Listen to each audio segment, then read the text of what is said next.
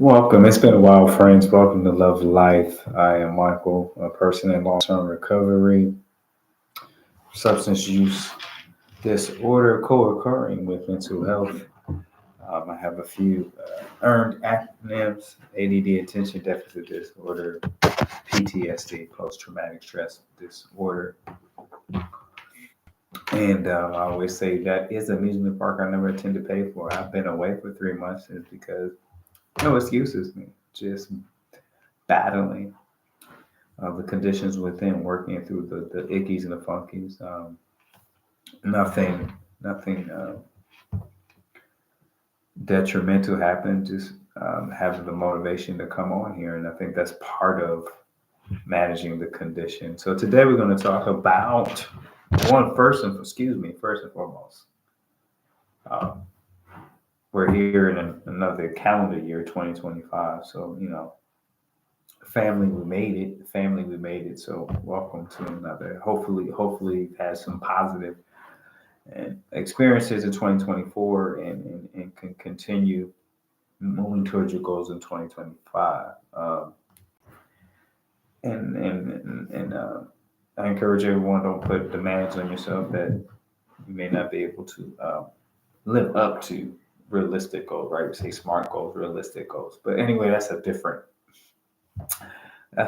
video for a different day, right? So we're going to talk about financial forgiveness in addiction. In addiction recovery. And yes, when I say financial forgiveness, is forgiving myself emotionally and mentally for the mismanagement of money, the money I didn't save because of that life altering substance I put money into, or that life or that mind altering activity that I put money into that brings back no return or dividends or interest. And it may take a while to heal from that forgiveness because in this world, we need money for just basic things to have a place to live, to eat, to travel, whether we drive car or public transportation.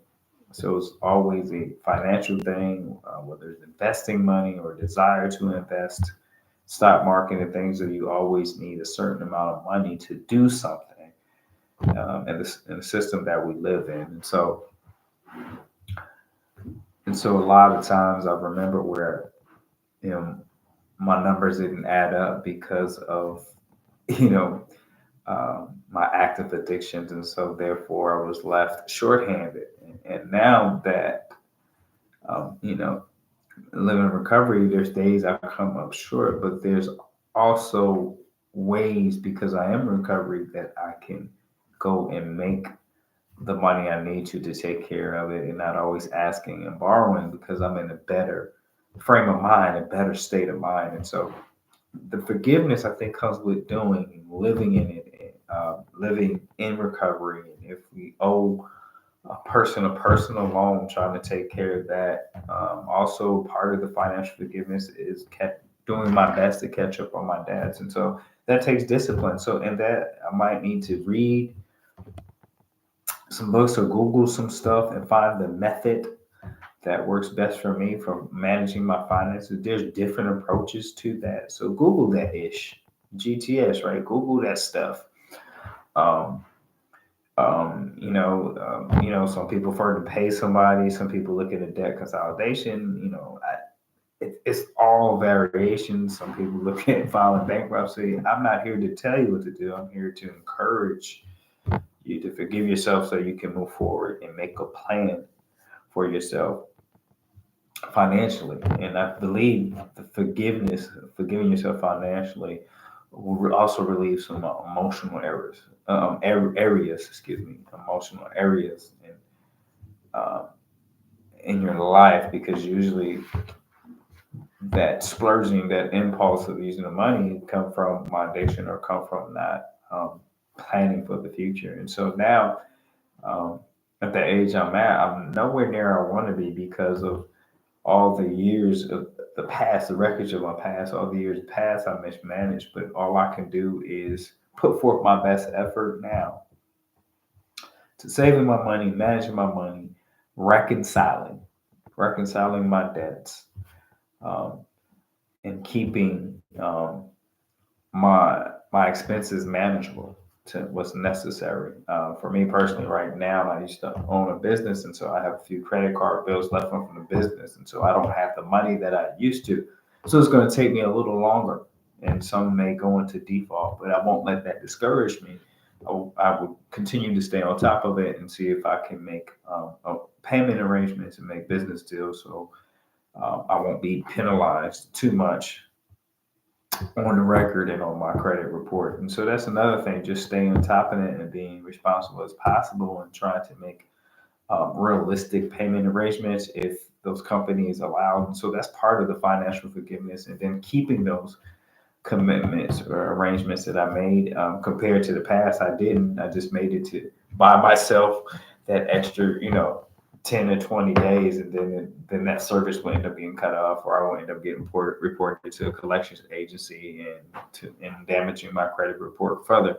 Now it's making that arrangement and then seeing to the best of my ability what I can do to live up to it to take care of that payment arrangement I made, because I want to do my best to live in my recovery with integrity, whether it's being honest with family, friends, and affiliates, or whether it's being honest with people I don't know and taking care of business in my life.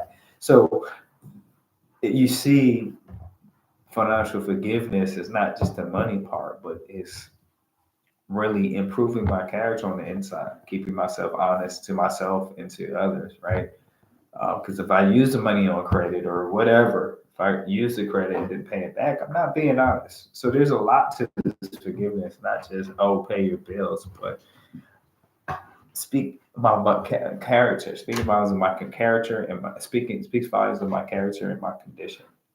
And so that's what I find interesting. And that's why I picked this. And it's probably because it's part of what I'm going through, and I would say some of it is what I'm going through in my life right now temporarily, and I decided that I won't give up on getting that financial solution or just working harder or sacrificing some things so I can reach those goals and reconcile difference and have financial forgiveness now in my life. So however you want to put it, however that term financial forgiveness rings out to you or speaks to you, take it for what it's worth. I just want to be, encouraging to us today, because it's still about what making choices and decisions that love us back. And so also, financially, we hope we make choices where our finances love us back, and we make investments. Our finance make where we save money, where our savings loves us back. You see how that works? It's so much, when you put in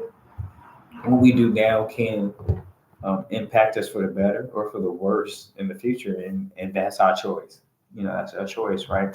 And for me, I know my choices is based on the condition that my mind and my heart is functioning under at that point in time. And so I have choice. So I have to be intentional on how I live every day and intentional about the choices I make, because I want those choices and decisions to love me back. So whatever it is, whatever you're ever going through, I hope you find a plan that suits you. I hope you find an approach that suits you, that relieves some stress in the area of finances, and then also relieves some emotional baggage from financial mismanagement, right? Because when I am, or you, if you were, when I in a state of addiction, I am not going to make the best choices financially, because it takes money to support my active addiction. And then when I'm in recovery, it takes money to support my pursuits and my goals of recovery as well. And so therefore,